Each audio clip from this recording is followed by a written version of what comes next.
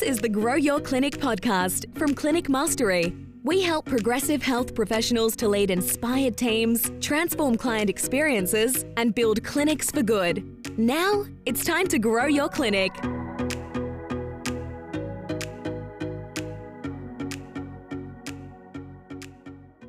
Welcome to the Grow Your Clinic podcast. My name is Ben Lynch. In this episode, I'm speaking with a partner at Clinic Mastery and my colleague, Peter Flynn. Pete shares his story about starting his physiotherapy clinic in the back streets of this industrial complex in Adelaide, South Australia, and then making the progression towards a massive building here in Adelaide, too big for what they could fill on day one. And the commitment, the challenges, the adversity that they faced in filling those rooms as a startup clinic. He also shares some of the lessons that he's learnt of scaling his clinic to multi-site locations and also figuring out where his genius is in business. This is a really great story and one that I bet you'll probably relate to at moments where Pete shares how hard it is to actually be a business owner and make the transition from seeing patients as a practitioner to being a business owner. Let's pick up the conversation where Pete shares what that first version of his business looked like. So I saw an Instagram story recently of your very first clinic, and you'd told me about this clinic before. You know, I had low expectations, but this was even lower than my expectations. A very humble beginning. Do you want to share your first clinic? What did it look like and how did it come to be? It was something I decided to share on the story recently because a lot of people see where we are now and they have no idea where you came from. So this clinic, if I paint a picture for you, I'd messaged every gym that I could because I was leaving a clinic that I wasn't particularly happy with and I wanted to go and start my own thing. But I had one problem. I had a few problems, but one big problem. I only had $4,800. That was all the money I had to my name. And so I couldn't exactly go big or go home. I really just had to go home. And I messaged all of these gyms and two gyms got back to me. One of them offered a ridiculous rent. I was like, oof, can't do that. And then the other one, they got back to me and said, yeah, absolutely. We can do this for a couple $100 a week. Give it a shot for 12 months, which sounded pretty reasonable. The catch, however, was that it was in a CrossFit gym on an industrial street. And if you can imagine the industrial street, next to us, we had a power plant. And on the other side, we had a scrap metal yard. But not only that, it was set back from the road. So it wasn't even the front warehouse, it's the second warehouse. So you couldn't actually see it. And there were no lights as you went down. So during summer, it was fine. But during winter, you couldn't actually see. There was no lights for the entrance or anything like that. It was very scary, I guess you could say. I sometimes didn't feel safe walking out at night with no light and going, oh, geez, where am I parked? And there's scrap metal everywhere. So it was an interesting place to start from. So it was good to reflect on. And you started out solo by yourself, or did you start with Andrew? What was the series of events for you? Yeah, I started solo. Andrew and I had been chatting. We knew each other vaguely through the Uni SA gym. So we'd been talking about what he was doing. He was doing a similar sort of thing from a slightly nicer CrossFit gym in the city, owned by a friend of ours, James Newbury. And it was me by myself for 5 months. I started on the 1st of July. And then mid-November is about the 20th or the 21st of November. Andrew and I had been doing a lot of work together. We've been presenting at workshops together. And we sort of sat down over a palmy, the old Cooper's Ale House in town. And we decided right then and there that, hey, we've got similar values here. We're looking to achieve the same thing. What if we did this together? And so with our extreme business acumen back then, on a Word document, we actually wrote up our own contract and entered into a partnership. Fantastic. And what was the catalyst for you starting your own clinic? Did you work previously for someone and did your experience shape that, or you'd always known you wanted to be a business owner? I don't think owning a clinic had crossed my mind to begin with. I think the thing that I really wanted to do was to be a really good physio and get really good results. So that was the key thing that I wanted to achieve. But then after 6 long weeks of experience as a physiotherapist in a clinic that really didn't align with my values, I decided, this is a bit shit. And either I'm going to quit physio and go do something else right now because this is too much about numbers and it's not enough around helping people, or I'm going to go start this myself. And I thought, well, how hard could it be? It was actually a lot harder than I thought it was going to be. It is. But it's one of those things where it was also one of the most rewarding things I ever did. And so going out on my own and starting that so early in my journey had so many things that could have gone wrong, but there were so many things that went right. And, very fortunate with the people I surrounded myself with, the knowledge that those people had, both from a physio perspective, from a business perspective as well in CM. So yeah, a lot of the dominoes fell into the right places. And when you reflect on the experience that you had that wasn't ideal, now with some hindsight, what were some of the key messages or principles you took out of that experience that you thought, I'm going to do it differently, and that shaped the way you approached business, or definitely the growth and bringing on team members? There were a few things that really frustrated me. One of them was double booking patients. So you'd have two patients booked in the same slot continuously. Yeah.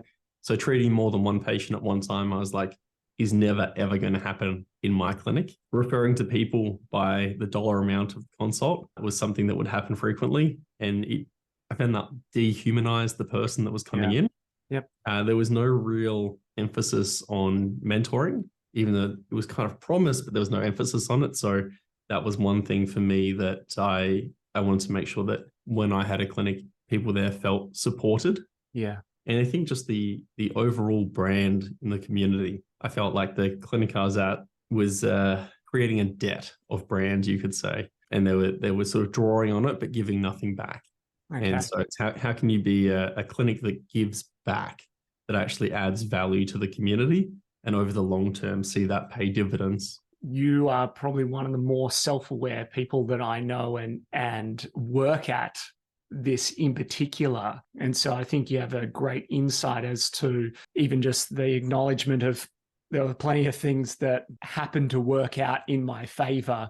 Some maybe you had designed or intended for, others that you hadn't. As you look back on the early stages of kind of going from 0 to 1 and getting the clinic up and running, perhaps even with joining forces with Andrew, what were some of the things that you felt contributed to your ability to get some momentum and create some growth? What are some of the important things you believe you did, decisions or actions that you took to get it off the ground? Initially, there are a few things. I picked a gym that was close to where I grew up. So it was an area that I already had a lot of connections with, and I was a reasonably high level athlete. And that linked pretty well with physiotherapy to begin with. So I already had a bit of tennis was your sport. Tennis, soccer, anything I could get my hands on, really. Nice. Besides footy, I was terrible at footy, and even worse at golf, unfortunately. And badminton, very dangerous sport, by the way. Not good for Achilles. Not good for Achilles, apparently. So I think picking somewhere where I already had some long-standing connections. So I already had a referral network that could come into me, which was really good. I picked something which had it was a gym, essentially. So I had a client base there. So I didn't try and start from nothing in a small boutique place. I already had a potential list of clients. I got involved in the classes in the community there as a community-based gym. And I think whenever there's a community, if you can immerse yourself in that community, you're going to build some great connections, and people are going to want to support you. Being a good human is a really good strategy in business. It's a really, really good long-term strategy. I think those things worked really well. I also went and volunteered my time at sports clubs.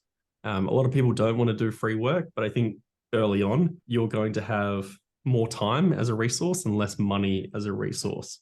And so using what you do have eventually got me to positions where I was getting paid really well to do sports work, but I had to get the experience first. And so I think early on, I was working very, very long hours, but it gave me the opportunities later down the track to actually turn that into paid work that built the clinic further.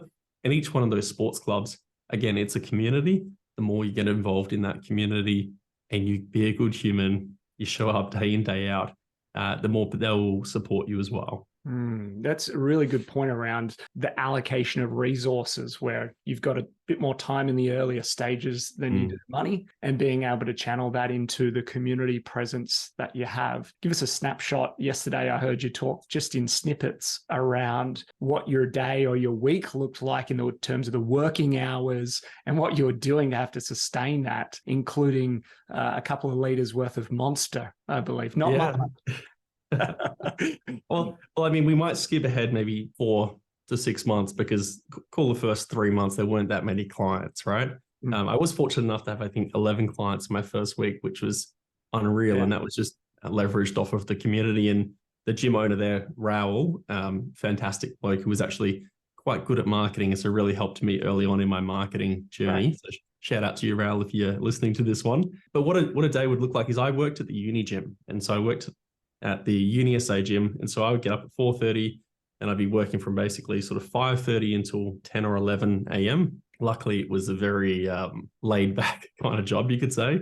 Then I would work out typically from sort of 10 or 11 until midday, grab some lunch, which was nearly always Subway in the car on the way to the clinic/gym. And then I would be working, seeing patients until, 10 at night. And that's Monday to Friday. That looked the same. On Saturday, I would see patients in the clinic from about 8 until 11, and then I'd go work at a footy club from 11:30 until 6. And on Sunday, I would work from 12 till 5 at a soccer club. And that was during the winter. During the summer, I had the weekends off because I didn't do summer sport. But that's kind of what it looked like for the first 2 years, I'd say. Quite a work ethic that you still have today. It's different. It's channeled differently in different roles. But what was it like? And when did it start to change for you that it went from you just seeing as many clients as you possibly could in a week to starting to build and grow a team? Can you take us back to your experience, some of the lessons that you learned in starting to build a team around you? Andrew and I joined Clinic Mastery February 2016, I believe. And December 2016 was when we moved into our big, large clinic, our first big, large clinic. So we moved from the 2 small CrossFit gyms essentially into a 310 square meter place, which for 2 people was a pretty big undertaking. We had 8 or 9 consult rooms, and we were just thinking like, wow, we are never going to fill these. This is going to take forever. So December 5th, 2016, we made our first official hire, which was Sammy, who's now a business owner. She was our first receptionist. And within the next 12 months, we managed to fill all the rooms with therapists. And so that was a pretty big undertaking. And I think that probably leading up until we made those first hires, we started to cut back slightly on the client days. We were working with Shane Davis, and he said, you guys need to cut back at least one day. So we cut back a Tuesday, but all that happened was the other days got longer. So we're seeing the same amount of clients just in, less days essentially. And so then we cut back a Thursday as well. And then it got unrealistic. So that's when the actual clients started dropping back, when we started blocking out time in the diary so that you literally physically couldn't put clients anywhere. And so now we were actually having to hand these clients over to our teammates. And during the time that was non-client facing, how did you direct your time? Because so often we hear clinic owners uncertain as to what to do in that time. So used to having a set schedule of seeing clients back to back. When you have that availability, maybe the temptation is to dive into emails and sit there for a couple of hours or just react to team members. How did you go about using that time, and maybe even some lessons of how you would do it differently now with the experience you have? Yeah, really poorly, I'd say. To begin with, it was a really hard transition because you went from being a clinician and doing something that is so specific. So, when you're seeing patients back to back, it's easy to get a fantastic result and to actually be really productive, because when you're seeing a patient face to face, you can't do anything but see that patient. You wouldn't pull out Instagram and scroll through. You wouldn't go make a coffee. Maybe you would. I wouldn't go make a coffee, right? I wouldn't go do anything else. I'm there present with that person. Yeah. The problem that I found early on when I first changed that up is suddenly I wasn't accountable to a person sitting in front of me. And so I found myself to feel really busy, but to really struggle with being productive, and also feeling like I wasn't doing enough. And maybe my time was better spent seeing clients, because I feel like I've had 8 hours today and I've done nothing basically. May as well have spent 8 hours seeing clients. And so the shift for me was reframing and time blocking. And it was looking at what are the specific tasks that I need to do? What from a plan is actually going to move us towards the big goal and not just keep me busy and sorting out spot fires? What are the important things to achieve the 12-month goal? And if you think about it, it's where do we want to be in 12 months? Where do we need to be in 3 months? What are the actions we need to do this week in order to be where we want to be in 3 months? And also, spoiler alert, if your actions don't look very similar each week, then you're probably not planning well, because typically it's going to be quite repetitive. And then I would book those as appointments with myself. And so in my calendar, it'd have a 30-minute block or a 25-minute block. And during that time, I treated it like I was there with the patient. So I had 100% focus for that short amount of time. And then I could have a break, and then I could do my next appointment with myself. And so it was a really hard transition for me. It's great to reflect and hear that it was a hard transition, because it is. And I think part of it, in my own reflection on almost the feedback loop that you have when you see a patient, that time was valuable because one, I've helped a human being in their health. Two, they've paid for the service, so I can directly account for the time. I know that's been useful, and it's a very quick feedback loop. After 30 minutes, that was a useful piece of allocated time. Whereas if now you're working on maybe some systems or marketing, you're not getting the satisfaction of the feedback loop that was useful. Maybe you've made a little bit of progress, but there isn't that almost dopamine hit of, that was worthwhile. When getting into more of the business side of things, did you early on identify where you felt your genius or your strengths were? Did that become obvious to you straight away? Or did you have to try a lot of hats on? How did you go about sort of figuring out where you felt capable or energized in business? It's an interesting question, I think. I think it's hard to put myself back in those shoes and be able to reflect honestly. Because I think reflecting back, I'm like, referrers, marketing, external stuff was probably the thing that I enjoyed doing the most. But if I look back then and try and objectively look at it, I probably didn't enjoy it at the time. It was probably something I had to learn to be good at in order to enjoy it. So I think I'm looking back in rose-colored glasses going, yeah, absolutely, I loved the marketing side of things. But I think if I'm honest, I hated jumping on videos. I was shit scared. I hated how I sound. I hated how I looked. I hated the negative comments we got on things.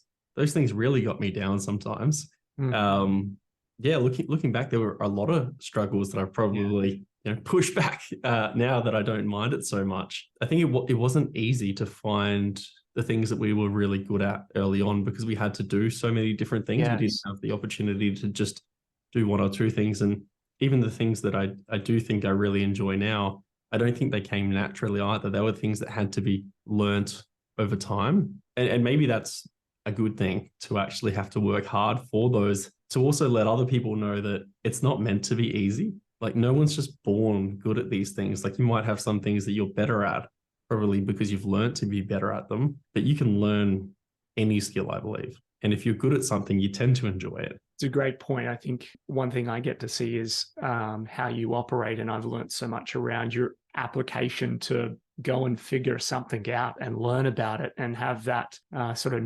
novice mindset of, I'm just going to approach it and absorb as much as I can. How did you and Andrew, as a business partnership, divide up where your responsibilities would be? To begin with, we actually didn't divide specific things. We actually divided everything equally until we figured out that wasn't a great way to do it. But I think it made the most sense to start with was we'll do everything as equal as possible, and we'll find out who prefers what, who's particularly good at one thing, who's the person who's going to have maybe like the very challenging conversations with team, who's the person who's going to do the marketing, the systems, the structures. All of those things are going to have someone who's maybe more adept at doing those, who's going to run the PDs. I think reasonably quickly we sort of found out what are the things that we enjoy doing, and how can we do more of those, and how can we do less of the things we don't enjoy doing. And then what are the things that are left over that still need to be done, but neither of us really want to do. And that's where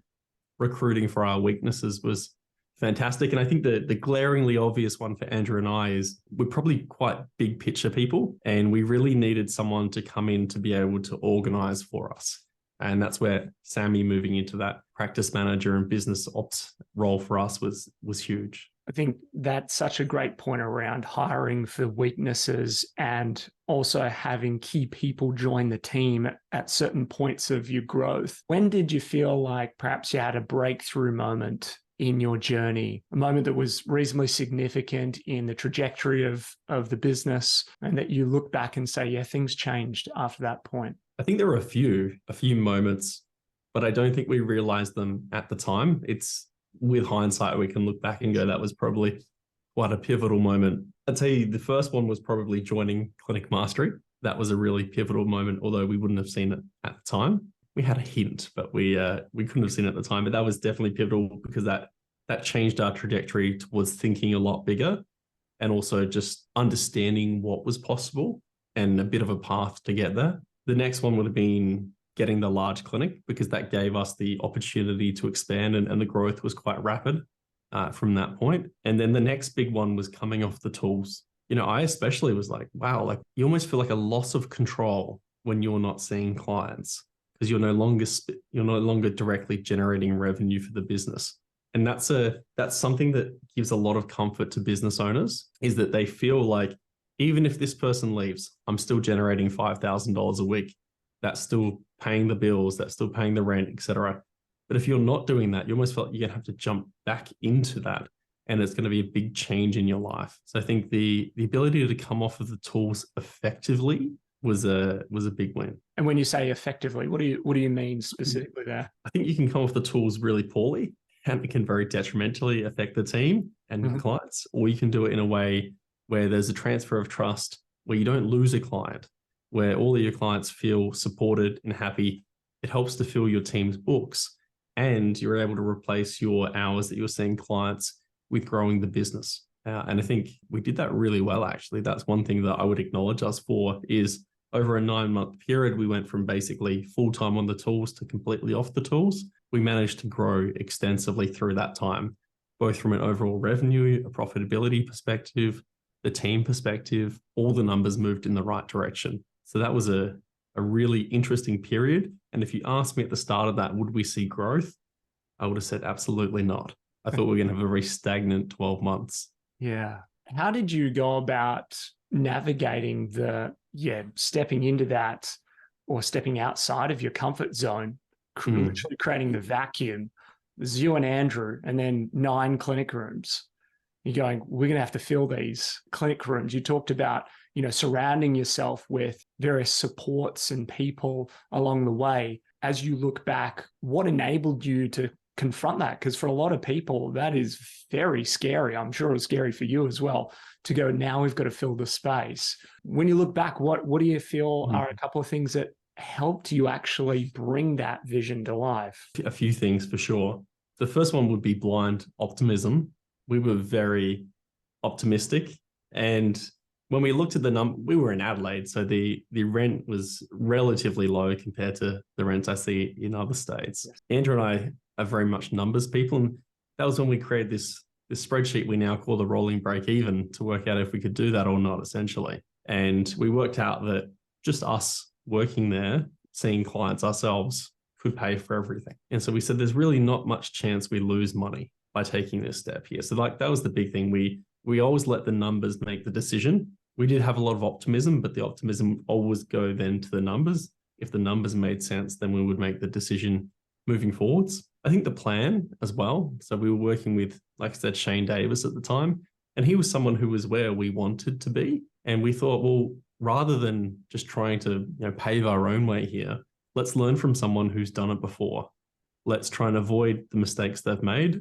Let's try and double down on the things that they did that worked really well. And essentially, can we accelerate that journey learning from this person? I've heard you and Andrew talk about that before, in that I think both of you very pragmatic.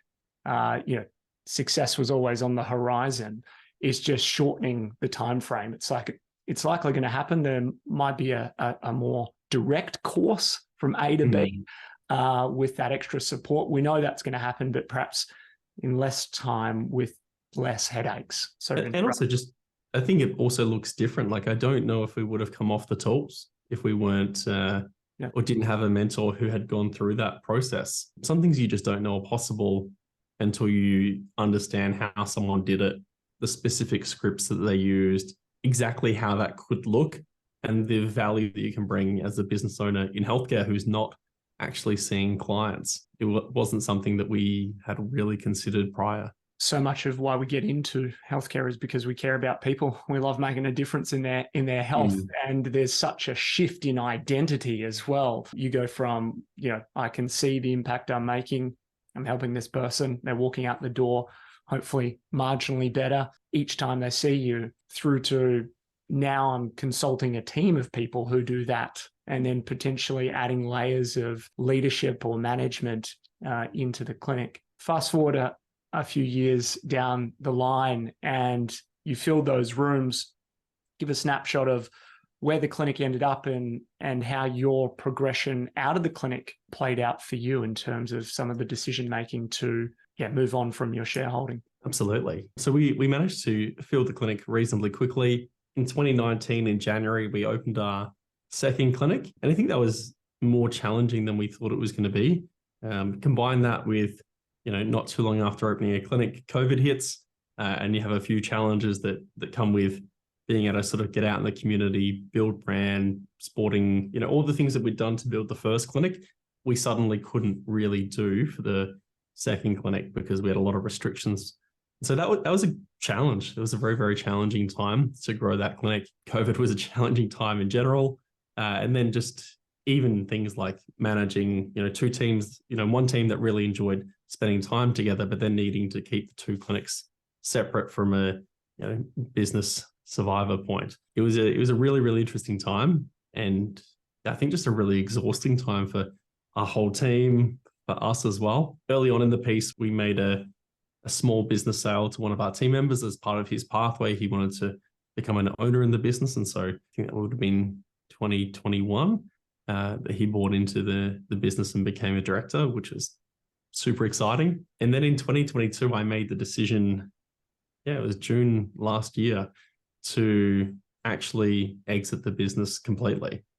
This time we had iMoveU, our education company for physios, Clinic Mastery, of course. And I'd really realized by that time that I enjoyed working with clinic owners and helping clinic owners to achieve their goals and their dreams. And when I was waking up each morning, I journal and I was writing down what am I really excited to do. And it kept coming up with the working with clinic owners. And the thing that I was not excited to do was the clinic stuff. And that was the point where I realized that, all right, something has to change here. Like either I've got to reignite this passion for running the clinic, or I have to recognize when it's time to move on and understand that in any relationship, there is going to be a healthy point, not any relationship, but in any business relationship, there's often going to be a point where it's healthy to move on as you grow because you're not the same person you were when you entered the business. Mm-hmm. If you asked me in 2015 when I started, would I ever sell my business?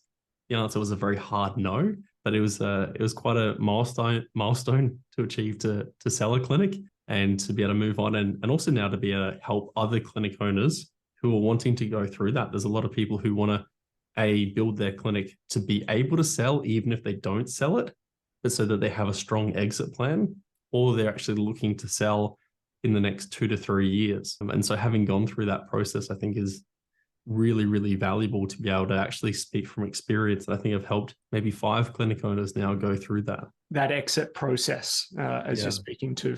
What is it that gets you excited about working with clinic owners when you were doing that journaling, and perhaps it's evolved since then, but give us an insight into Peter Flynn's excitement. Peter Flynn's excitement. Well, I mean, the thing that excites me the most is Marvel movies. As you can see all the Marvel stuff in the background here. But a close second is the working with clinic owners. I think for me, working with clinic owners it's a huge impact. I think when, we talk about impact a lot, and when you're working with a client one-on-one, you have an impact in that person's life. When you have a clinic, you might have, 300, 400, 500 impacts a week happening. But when you're working with I think I'm working with 33 or 34 clinic owners at the moment, and each of them might be making 300 impacts a week. The impact you're having it's expanding. And I think that's really, really exciting to be able to make a difference on that level. Each small change we make in that business is making a really large trickle effect downstream. And not only that, but I think the level of the challenges increases. I think when you're working with a clinic owner, there are some big challenges you're facing at different times. There can be some really high stress situations. There can be some things that go really wrong and are really challenging. And I like to be able to support those people and help those people through that process or through that time. But then to get out the other side and to hit a goal for them that is extremely meaningful for them and their family. I was working with a podiatrist recently, and we were able to successfully sell one of his clinics. And yeah, just hearing the impact that was able to have on him and his family. I mean, that's bloody amazing to be able to just play a small part in that. And for that person, be essentially their business partner through the whole process. So I think for me, that's what gets me excited. It's a wonderful privilege that we have to play alongside some really purpose-driven clinic owners who are making a wonderful impact in their local communities. And of course, that impact on them personally as well is, gives us the warm and fuzzies to be able to see.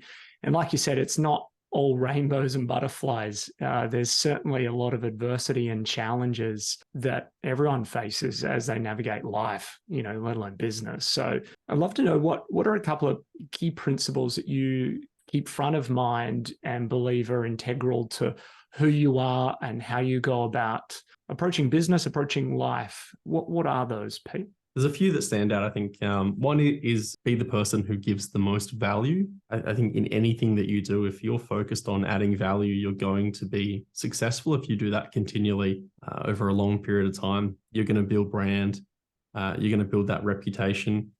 And I think people notice and reward consistency. And I think, an example of that is the emails that we send out with Clinic Mastery week in, week out.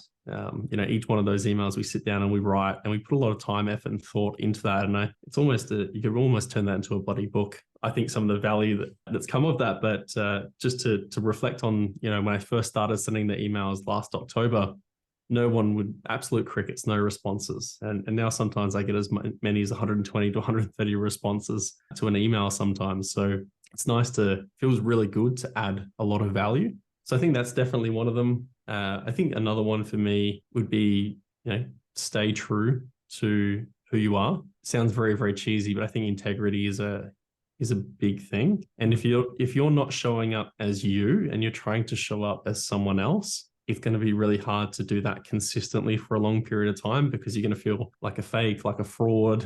You're going to have imposter syndrome. I've definitely done that before myself. I've tried to be someone I'm not, essentially, and it's just not going to work. You're not going to be doing it sustainably. So I think that's one thing to keep in mind as well. And probably the other one, this is from Shane Davis, is celebrate the wins. We don't do it enough. I definitely don't do it enough still. I'll achieve a goal, and then the next day I'm already putting on the vision board the next goal. And something that I worked a lot with a guy called Jem Fuller, and he helped me to understand the power in just gratitude and just appreciating what we have now, and just having those small little meditations throughout the day or mindfulness, where you can actually take time to just stop, slow down, and appreciate the amazing life that you do have, the amazing things that you have, the amazing people that you have in your life. They are wonderful principles to live by, core values. I want to ask you about, before we wrap,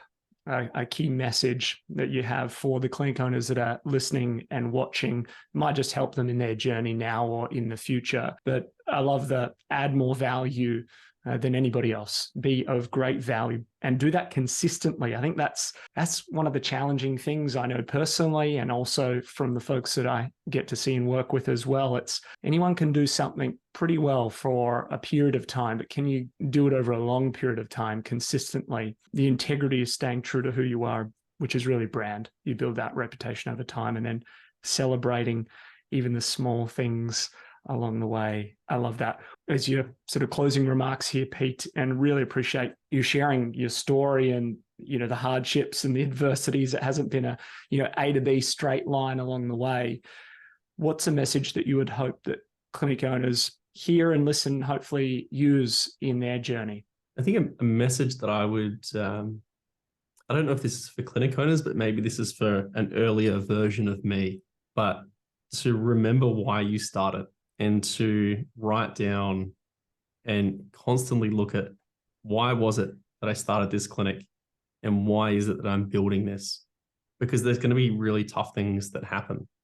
There are going to be things that make you feel burnt out. There are going to be team members that you feel like do wrong by you. There'll be suppliers and clients that are unhappy. There's going to be lots of things that don't go exactly how you want them to go. But if you remember why you start, I think that that's a really key message to keep pushing forwards and to remember why you're doing it and who you're doing it for, because it makes it a whole lot easier when a team member doesn't say thank you after you've put a whole lot of time and effort into creating a new work schedule for them or getting them their ideal clients or whatever it may be. But you didn't start this business to get a thank you from a team member.